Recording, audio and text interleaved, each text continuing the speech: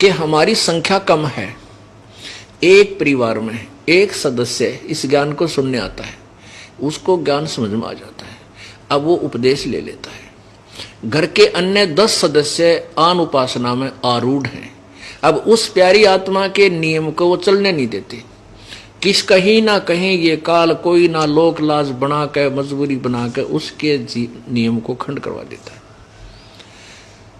तो पुण्यात्मा, ये फाउल तो चाहे किसी प्रकार भी हो जा, वो फाउल ही है, काल का दाव लग जाता है, फिर उसको लाभ मिलना बंद हो जाता है। तो बेचारा वो लग भी रहा है, भक्ति भी कर रहा है, फिर भी कहता जी मुझे कोई विशेष लाभ नहीं हो रहा। मुझे पता है कि इसकी श्रद्धा भी खूब बेचारे की, लेकिन ये किसी ना किसी कारण से मर्यादा हीन हो चुका। उसको कहता हूँ भाई नाम दोबारा ले ले।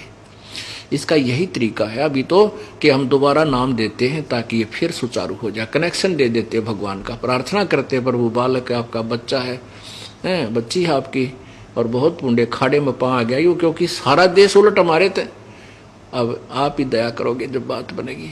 तो धीरे धीरे क्या होता, परमात्मा 1-2 सदस्य को और सहयोगी बना देता है, तब उस घर में कुछ क्रिया ठीक चलती है। उसके बाद उस घर में उभारा दिखने लगे। यदि आप सत्कर मानना, आज नाम ले लो, आपको किसी प्रकार की आपत्ति हो, घर में संकट हो या आपका किसी प्रकार का रोग हो, जब ना तुरंत ठीक हो जाए तो मैं संताई छोड़ दूंगा। लेकिन हम गलतियां इतनी कर देते हैं, ना चाहते हुए हो जाती है, क्योंकि मैं इस परमात्मा से बहुत परिचित हूं। सन 1988 से इस दास इसकी शरण में आया था। उस दिन के बाद जो मेरे साथ इन्होंने चमत्कार किए, मैं सोच भी नहीं सकता था। तो आपके साथ क्यों नहीं करेगा? वही भगवान, वाह पावर। कहते हैं सतगुरु के दरबार में कमी का एक ही ना, और हंसा मौज नहीं पावता तेरी चूक चाकरी में। इस सच्चे दरबार में किसी वस्तु की कमी नहीं रहेगी। और तुझे परमात्मा आपके ऊपर मौज नहीं बख्श पा रहे हैं, तेरी कोई सेवा में कमी है, तेरी चाकरी में कमी है, तेरी कोई मर्यादा में त्रुटि है। अब ये जो नियम आपको फार्म के पीछे लिखकर दिए हैं, इनको जरूर पढ़ा करो। शुरू में दूसरा नाम लेने से पहले तो कई बार पढ़ा करो इस पीछे क्या लिख रखा है। आप या ना पढ़ सकते, किसी बालक तो पढ़वा ले। और इसकी विस्तृत जानकारी हमने भक्ति सौदागर को संदेश प्रथम भाग में प्रारंभ में लिखी हुई है, ताकि आप इस नियम से पूर्ण परिचित रहो और मार ना खाओ। अब जैसे हम आपको स्वाभाविक कहते हैं ये नहीं करना, वो नहीं करना, देवी देवताओं की पूजा नहीं करना। देखो, हम देवी देवताओं के विरोधी नहीं हैं। ब्रह्मा विष्णु महेश भी देवी देवताओं में आते हैं, अन्य देवताओं में। ये इस संसार रूपी वृक्ष की टहनी है, तीनों टहनी, और जड़ पूर्ण परमात्मा है। तो हम कोई पौधा आम का बीजेंगे तो जड़ की पूजा करेंगे, जड़ को मिट्टी में डालेंगे तो हम उसको सफल कर पाएंगे। हम ठीक प्रयत्न कर रहे हैं, अन्यथा हम उल्ट कर रहे हैं। अब देखिएगा, जैसे आप कोई आम का पौधा लाए नर्सरी तक, उसको कैसे बीजा जाता है, उसको ऐसे लगाया जाता है। उसको नीचे को मिट्टी में या गमले में जड़, उसकी जड़ें गाड़ दी जाती हैं और उस जड़ में सिंचाई की जाती है, जड़ की पूजा की जाती है। तो उस जड़ से फिर खुराक चलती है तना में, तना से इस मोटी डार में, डार से इन शाखाओं में, इन शाखाओं का फिर फल लगेंगे। ये देवी देवता है। अक्षर पुरुष एक पेड़ है, ये समझो इसको एक अक्षर पुरुष, ये पूरा बाहर दिखाई देता है, इसको एक पेड़ बोलते हैं। इस पेड़ का जो तना है ये अक्षर पुरुष है, परब्रह्म है। और ये मोटी डार निकली, ये क्षर पुरुष यानी ब्रह्म है। और ब्रह्म के आगे यानी क्षर पुरुष डार के आगे 3 शाखाएं हैं छोटी, ये रजगुण ब्रह्मा, सतगुण रसगुण ब्रह्मा, सतगुण विष्णु, तमगुण शिव जी हैं। अब हम पूजा करेंगे इस जड़ की यानी पूर्ण परमात्मा कबीर जी की। तो यहां से खुराक चलेगी, हमारा संस्कार बनकर जाएगा परब्रह्म से ब्रह्म, ब्रह्म से ब्रह्मा विष्णु महेश के पास। तो ये हमें न चाहते हुए इन टहनियों का फल लगेंगे, क्योंकि हमने सेवा कर दी उस जड़ की, इसने वहां भेज दी खुराक। ऐसे ही हम पूर्ण परमात्मा की भक्ति करेंगे तो इस भक्ति से हमें संस्कार बनेंगे और ब्रह्मा विष्णु महेश हमें इनका फल देंगे ही देंगे, अवश्य ही देंगे, ये रोक नहीं सकते। अब हम इन देवी देवताओं के विरोधी नहीं हैं, लेकिन हम क्या कर रहे हैं, हम इस चीज के विरोधी हैं कि आपने इस संसार रूपी पौधे को, आम के पौधे को उल्टा बीज दिया, भक्ति रूपी पौधे को। आप टहनियों को तो नीचे जमीन में गाड़ ली, इनकी पूजा शुरू कर दी, जड़ छोड़ दी, जड़ ऊपर कर दी। आपका भक्ति रूपी पौधा नष्ट हो रहा है, ये सफल नहीं होगा। अब दास ये कहता है कि आप केवल ऐसे करो, ऐसे कर लो इसको, बस दैट्स ऑल। ये देवता भी हमारे साथ हैं, ये फल भी देंगे। ये जब देंगे जब हम ऐसे पूजा करेंगे, इस परम पिता की पूजा करेंगे, पूर्ण परमात्मा की। तो इसकी साधना ना करने से हम अपने जीवन को व्यर्थ कर रहे हैं। शास्त्रीय शास्त्र विधि अनुसार साधना, तो जैसे हम जो कहते हैं आप उस तरह करोगे तो आप सफल होगे। हम कहते हैं देवी देवताओं की पूजा ना करके पूर्ण परमात्मा की भक्ति करो जिससे तुम्हें लाभ हो, यानी इस भक्ति रूपी पौधे को आप सीधा बीजो। परमात्मा कहते हैं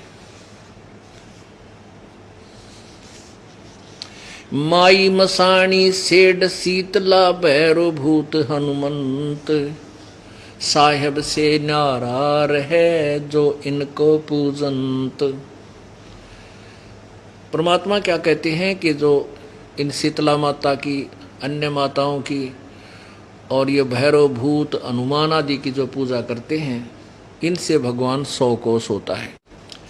देवी देव ठाडे भये हमको ठोर बताओ। कबीर परमेश्वर कहते हैं जो मेरी शरण में आ जाता है, फिर ये देवी देवता मेरे पास आते हैं कि जो आपकी पूजा कर रहे हैं वो हमें नहीं पूछ रहे हैं, हमारी पूजाएं नहीं कर रहे हैं, हमें ठोर बताओ हम कहाँ जाएं। कबीर परमेश्वर उनको कहता है कि जो मुझको पूजे नहीं उनको लूटो खाओ। जो मेरी पूजा नहीं करते तुम उनको लूटो खाओ, उन पर बरवाओ पिंड और दरवाओ 5 लत्ते, जो भी बकवाद करनी वहाँ करो, लेकिन मेरी जिसने उपदेश ले लिया उसके निकट तुम मत चले जाना। अब हम क्या बताते हैं कि ये मर्यादा आपने रखनी होगी। आप नियम तोड़ देते हो, नो सोचो हो के फर्क पड़ा है, के फर्क पड़ा है, एक होका भर दूँ, के फर्क पड़ा है, एक दिन घर के भी राजी हो जाएंगे और श्याम जी भी पूज जाऊंगा। अरे तेरा गजब, हम बड़ी पूज से रोज बताने लग रही है नहीं पूजने, इनकी कति देखना भी इनकी तरफ, ये पूज के छक ना लिया, हम बिरान माटी करवा रखी, सारा नाश होया पड़ा, फिर भी नो के एक दिन और पूज लिया, तो इससे प्रभु रुष्ट हो जाता है। अब क्या बताते हैं, जब सीता जी श्री राम और लक्ष्मण जी के साथ वनवास में थी, उन्होंने एक झोपड़ी बना रखी थी, कुटी बना रखी थी, और रावण ने सीता को उठाने का एक षड्यंत्र रचा था। रावण का मामा मारिच जो है एक सोने का मर्ग बन के सिद्धि से, और वहाँ दूर दिखाई दिया जहाँ सीता जी ने एक बगीची बो रखी थी, उसके फूलों फालों को तोड़न लग गया। उसकी सुंदरता पासक्त होकर सीता ने कहा कि ये मर्ग मुझे ला कर दो, जीवित या मृत। ज्यादा हट कर ली उसने। तो श्री राम बोला लक्ष्मण मैं जाता हूं और तू यहाँ रहना, क्योंकि जंगल का काम है और अकेली सीता को नहीं छोड़ना। श्री रामचंद्र जी आगे चले गए, वहां से आकाशवाणी की उस मृग मारीच ने तो कि हाय भाई मर गया, हाय लक्ष्मण मर गया। अब सीता ने सुन लिया बात कि तेरा भाई पर आपत्ति आ गई, तू जा लक्ष्मण। लक्ष्मण बोला मेरा भाई कोई मिट्टी का बना हुआ नहीं है कि मृग मार देगा, मेरा भाई नहीं मरा है, ये कोई चाल हो सकती है, तो आप मैं नहीं जाता। सीता ने उलाना दे दिया कि तू चाहे है तेरा भाई मर जा और तू मुझे पत्नी बनाना चाहता, इस तरह के कुछ शब्द बोल दिए। अब वो जति पुरुष था, उस पर बात नहीं सहन हुई, कहने लगी क्या ठीक है मैं जाता हूं। और उसने एक चारों तरफ एक रेखा खींच दी उस कुटिया के कि ठीक है इस रेखा से बाहर मत जाना, नहीं तो इसके अंदर रहना, तुरे पर कोई आपत्ति नहीं आएगी। सीता बोली ठीक है तू जल्दी जा, मैं नहीं जाऊंगी इस तो बाहर। इतने में रावण एक साधु का रूप बना करके आया और सीधा आ रहा है कि माई आटा दे। सीता आटा लेकर चली कि लो जी आ जाओ ले जाओ। उस रेखा से इधर खड़ी थी 2-4 फुट। रावण आगे को चला उसको उठाने के लिए कि ला उठा लाता हूं इसको फटाफट, बाहर तो आ गई है ये। तो जो ही उस रेखा के निकट आया तो रावण एकदम उल्टा हुआ, क्योंकि उसके अंदर से अग्नि की लपट निकली। रावण एकदम पीछे हो गया। अब रावण ने कहा कि यदि तूने आटा देना है तो माई बाहर आकर दे दे, नहीं तो मैं तुझे श्राप दे दूंगा और न्यू कर दूंगा। तो मुझे मारना चाहते थे, ये क्या तुमने जंतर मंतर कर रखा। अब सीता ने सोचा के फर्क पड़े है, साधु तो है, ले इसको दे आती हूँ आटा, फिर आ जाऊंगी वापस। अब जो ही उसने रेखा से बाहर दूसरा कदम रखा था, उठा ली कंधे पे और लेकर भाग गया। अब क्या दुर्गति हुई सीता की, आप भी ब्रान माटी करवाई गेला, रामचंद्र और लक्ष्मण की लाखों लोग मरवा दिए उसे एक नादानी के कारण। तो पुण्यात्माओं, ये जो मर्यादा है इस काल के लोक में, तो आपने भक्ति करनी है या लक्ष्मण के सी रेखा समझ लेना। इसने पार करते ही काल तुम्हारा जो बक्कल तार देगा और भगवान से सैकड़ों दूर ले जाएगा। बहुत लंबी कहानी बन जाएगी। या तो लगो मत इस मार्ग पे, हमने कोई आवश्यकता नहीं यहाँ पर मर्यादाहीन प्राणियों, क्योंकि उनको नुकसान होंगे। फिर हमारी जो भगवान का जो है फिर महिमा कम बताने के हैं। उड़ नाम ले रहा था, उसका क्या फायदा हुआ, देखो वो एक्सीडेंट में मर गया। यहाँ आने वाले प्राणी का कांटा भी नहीं लग सकता, मैं गारंटी देता हूँ, यदि वो मर्यादा नहीं तोड़ता और सत भक्ति करता है तो। लेकिन हम अपनी गलती से नुकसान करते हैं और भगवान को भी बदनाम करते हैं। परमात्मा कहते हैं 100 वर्ष सतगुरु की पूजा, एक दिन आन उपासी, वो अपराधी आत्मा बाई पड़े काल की फांसी। 100 वर्ष ये पूजा कर लो मालिक की, ठीक आपको पुण्य हो रहा है, और एक दिन आन उपासना कर लो, वो अपराधी आत्मा फिर पड़े काल की फांसी। और तरह के जरूरी बता, इतने भयंकर विष को हम क्यों खाएं। हमने 1 क्विंटल हलवा बना रखा है और उसमें 100 ग्राम टट्टी डाल दे, बता क्या फायदा उस बनाने का, तो बर्बाद कर डाला। तो ऐसी नालायकी कौन करेगा, शराबी। तो इस मार्ग में आन उपासना यानी जो हमने बताई उसके अतिरिक्त जो पूजा तुम करते हो, मनमाना आचरण करते हो, वो इसमें विष का काम करेगा। 100 वर्ष तो सतगुरु पूजा यानी गुरुदेव के सच्चे गुरु के आधार पर जो साधना आप करते हो वो, और एक दिन आन उपासी, वो अपराधी आत्मा फिर पड़े काल की फांसी। और तेरा गजब। आप क्या बताना चाहते हैं परमात्मा।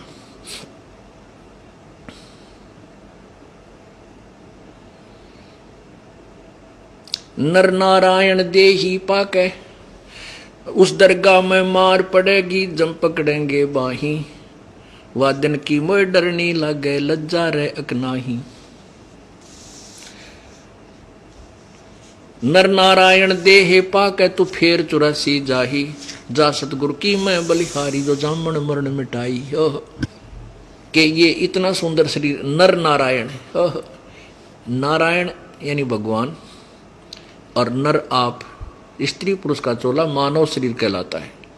कि नर उस परमात्मा जैसा शरीर पाकर, नर नारायण देही पाकर, परमात्मा भी हमारे जैसा है, हमरे ही उनिहार है, हमारा सृजनहार।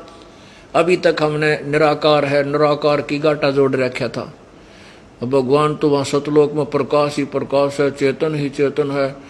हम टिंडे लेंगे जब भगवान ने कोई नहीं, प्रकाश से प्रकाश है, सूरज का देख लें दिन में, और बैटरी चसा लेंगे, देखना आती है बहुत प्रकाश है। तो हमने तो भगवान की तलाश है, भगवान साकार है, मनुष्य सदृश्य है, अंतर इतना है कि उनके शरीर का जो तेज नूर शक्ति वो हमारे से असंख्य गुना ज्यादा है। हमारा भी वहां पर नूरी शरीर है, ऐसा ही वह माहौल है, ऐसा ही सृष्टि है, सब कुछ ऐसा ही है। लेकिन यहाँ मिट्टी का है, समझो 5 तत्वों से बना हुआ, वहां नूरी शरीर है, वहां का सोने का समझो शरीर है, वो नष्ट नहीं होता।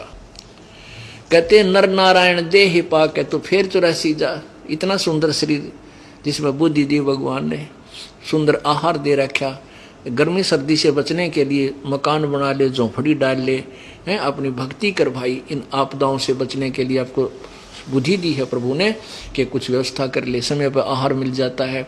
कोई शरीर में दुख होता है तो उसका ट्रीटमेंट करवाया जा सकता है। फिर कुछ दिन भक्ति करने के बाद आपके सारे दुख वैसे ही नष्ट होने लग जाएंगे, आपदा आएंगी नहीं। जब लग हंसा हमरी आना, काड़ लगे ना तेरा बाणा। जब तक हंस यानी मेरी पुण्यात्मा मेरी मर्यादा में रहेगी काल, तेरा तीर मेरे हंस पर नहीं लग सकता।